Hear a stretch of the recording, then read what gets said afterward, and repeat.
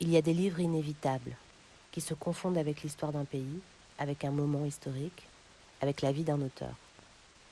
C'est le cas du livre Les Voisins de Jan Gross. Jan Gross naît en 1947, un an à peine après que soient déterrés les témoignages des Juifs du ghetto de Varsovie.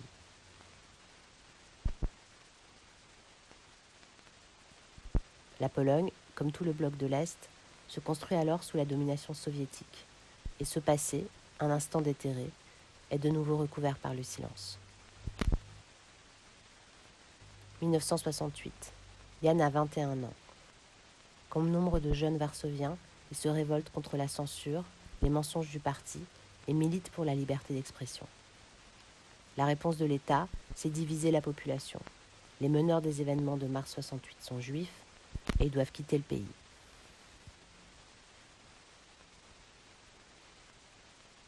Quand vous partez en 68, vous partez en tant que juif? Je quitte la Pologne en tant que juif, mais je ne me sentais pas juif. Je ne savais pas ce que c'est le judaïsme. Je ne connaissais rien à propos de la religion juive. Mais en effet, on a quitté le pays en se déclarant comme juif qui voulait aller en Israël. C'était le processus. On nous a retiré la citoyenneté. Tous les gens dans cette immigration quittent la Pologne avec un document qui dit le porteur de ce document n'est pas un citoyen polonais.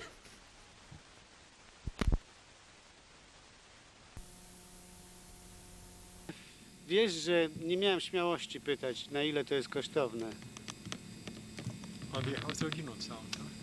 Je quitte la Pologne, je ne sais pas exactement ce que je vais faire. J'habitais en Amérique dans ce temps-là. Je veux continuer mes études, mais je ne suis pas historien. Comme étudiant, j'étudie sociologie. Et je choisis comme thème pour le doctorat ce qui s'est passé dans la société polonaise pendant la guerre.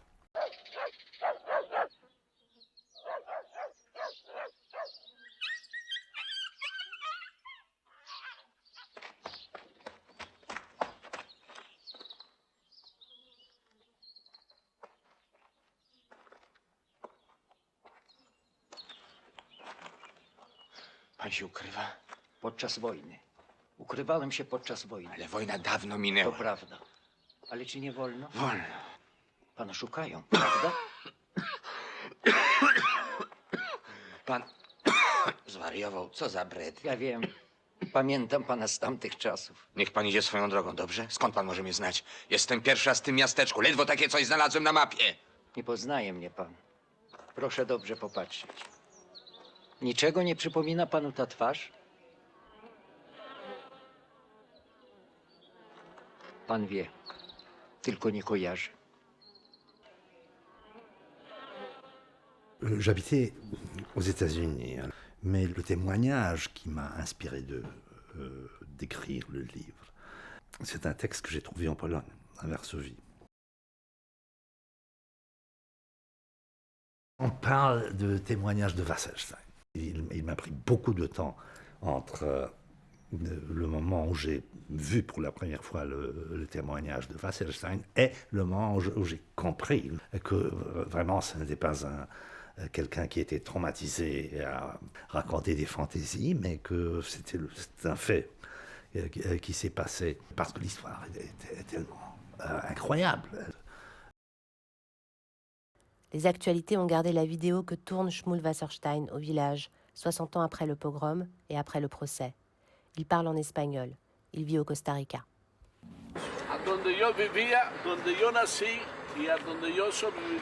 To tu urodziłem się, mieszkałem i przeżyłem wojnę. Wszyscy Żydzi zostali spaleni tu przez sąsiadów, z którymi mieszkali razem przez całe życie. 1000 lat żyli obok, a któregoś dnia wyciągnęli nas z naszych domów i spalili w stodole. Pójdziemy w stronę stodoły, której właścicielem był Bronek Szleszyński. To on oddał ją dobrowolnie na miejsce kaźni. To w tej stodole 10 lipca 1941 roku o 3:00 po południu wtłoczyli wszystkich. Kobiety, starców, dzieci i chorych. i podpalili. Mężczyzn ustawiono nad dołami. W bestialski sposób mordowano. Wrzucano do tych dołów. Jednym z oprawców był niejaki Sielawa.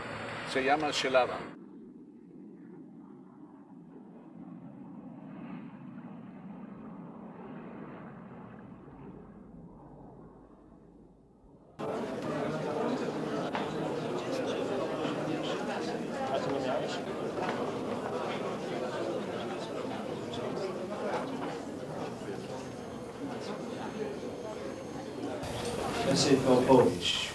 Rozumiem, nie ma to charakteru dokumentu w sensie źródła. Wspomniał Pan na przykład o córce właściciela stodoły. Ja nie widzę w tej książce. Czy Pan, może pytanie, czy Pan odniósł się do tego wszystkiego, co ona Panu powiedziała? Czy też polegała jej rola tylko na wskazaniu i że tak było coś? Bo ile mi wiadomo, proszę? Tak, to jest jedna rzecz. Jestem z zawodu też prawnikiem. Czyn straszny, karalny, karygodny, jeżeli zostanie popełniony, to zawsze przy przedstawianiu jego docieka się motywu, okoliczności. Est-ce que toi, tu avais cette conscience-là quand tu as fait cette conférence, quand les gens sont venus? Est-ce que tu t'es dit, c'est des gens qui, sans mon livre, ne sauraient pas? Mais non, le contraire. C'est pas du tout comme ça. Les gens là-bas, ils savaient tout. Depuis toujours. Chacun, toute la population savait très bien que les Juifs ont été tués là-bas par les gens qui habitaient là-bas. Et c'est pas seulement à Yerevan, c'était un phénomène qui a eu lieu dans toute cette région. C'est un savoir privé, si tu veux, mais pas un savoir public. Et tout d'un coup, de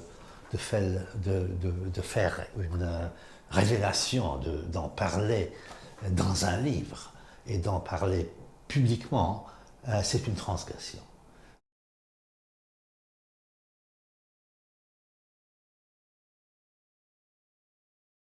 Czy ten, jak on tam, Wasserstein, czy to nie jest czasem Całko? Z Jebanego? Przytulskiej, bo ja też na Przytulskiej ulicy.